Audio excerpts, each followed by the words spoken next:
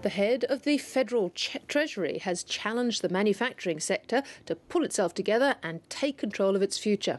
Martin Parkinson says despite the high dollar and the resources boom, there are enormous opportunities for Australian manufacturers. Andrew Robertson reports.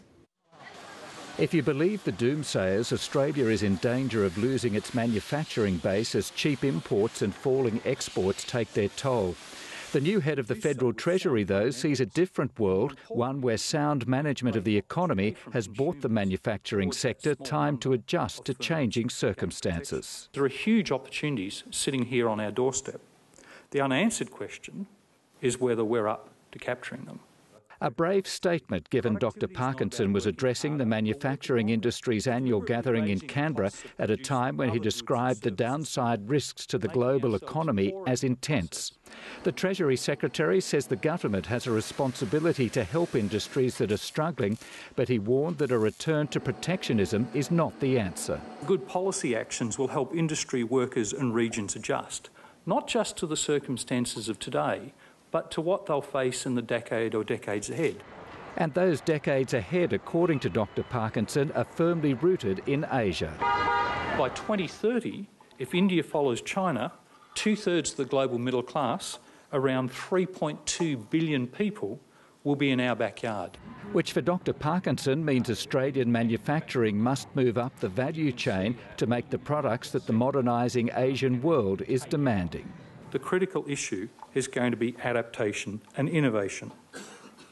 Hoping and waiting for external conditions, the exchange rate and the terms of trade, to become more benign for existing business models will not get us anywhere.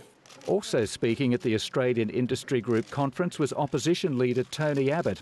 He sees signs that manufacturing is adapting to its changing world and quoted the example of Camden Engineering in Sydney, which has found a niche for itself in the aviation sector.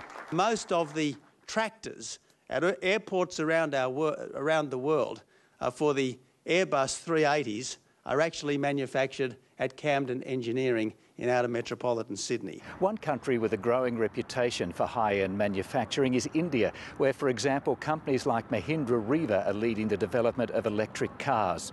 Mahindra Riva's founder has told the AIG conference the future of Australian manufacturing may rest with ideas and concepts that haven't yet been thought of. Clean technologies from solar energy to electric mobility, to the combination of a world of mobile space, to the internet, to areas of products that would match with them, are all coming together. It's a confluence of different technologies, not necessarily from one space. And I think that's where there's an advantage. Shetan Maini sees a manufacturing future where companies don't compete directly with each other, but work together to jointly develop new high-end products. Today the world is flat, and it's actually pieces of excellence reside in different parts of the globe in terms of knowledge, in terms of information and capabilities.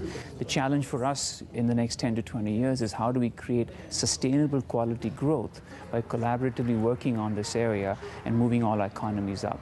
Which, if Shetan Maini is right, means Australian manufacturing will look very different in the years to come.